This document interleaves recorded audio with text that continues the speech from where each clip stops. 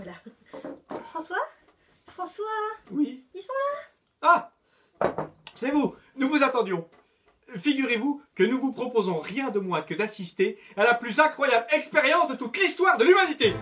En effet, moi, François de la Roche du Bois de la Draie, je vais réaliser...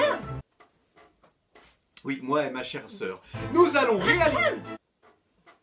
Moi et ma très chère sœur, Gabrielle de la Roche du Bois de la Draie, oui, nous allons réaliser le vieux rêve d'Icare, s'envoler vers les cieux. J'ai à cet effet imaginé et fabriqué une machine volante extraordinaire en m'inspirant des travaux du grand Leonardo da Vinci, que j'ai eu la chance de connaître alors que je n'étais encore moi-même qu'un tout jeune enfant. J'ai combiné plusieurs de ses inventions en les améliorant grandement, car tout génie qu'il était, Léonard de Vinci n'en a pas moins commis quelques erreurs que mon intelligence supérieure m'a permis de corriger. Hein, voilà. J'ai même prévu ici de quoi protéger de trop mauvaises chutes la personne qui aura l'immense privilège de manœuvrer l'engin. À ce propos, vous n'avez pas dit à ces braves gens qui allait actionner votre machine? Ma très chère sœur, bien sûr. Et pourquoi pas vous? Parce que vous êtes plus légère que moi, et que s'il m'arrivait malheur, je ne pourrais plus en fabriquer. Alors.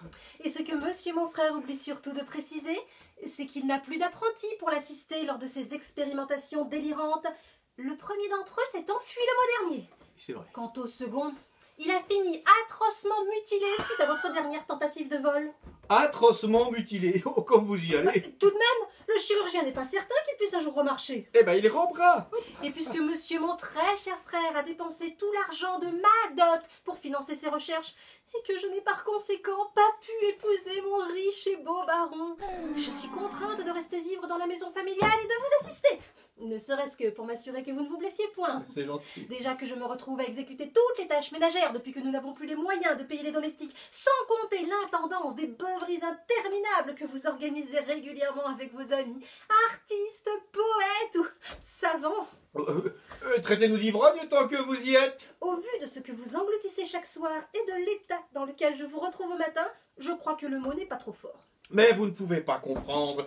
Nos banquets sont autant d'occasions pour nous de discuter, de débattre, de partager notre savoir ou d'échanger nos idées novatrices. Elles vous font drôlement rouler sous la table, vos idées novatrices. Mais vous n'y connaissez rien. C'est de l'humanisme, ça, madame. Non, monsieur, c'est de l'alcoolisme. Oui, dites, en avez-vous fini, là hein? Pour qui allez-vous donc me faire passer aux yeux de nos invités? Même si vous avez raison sur un point, nos caisses sont vides. Mais ça n'est pas le sujet. Encore que... Bref. Mesdames et messieurs, vous voulez émerveiller votre public et faire avancer la science? Engagez-nous. Voilà. Allez, au revoir. Hein. Au revoir. Ça volera jamais son truc. Vous dites? Rien, j'arrive. Tam, tam, tam, tadam.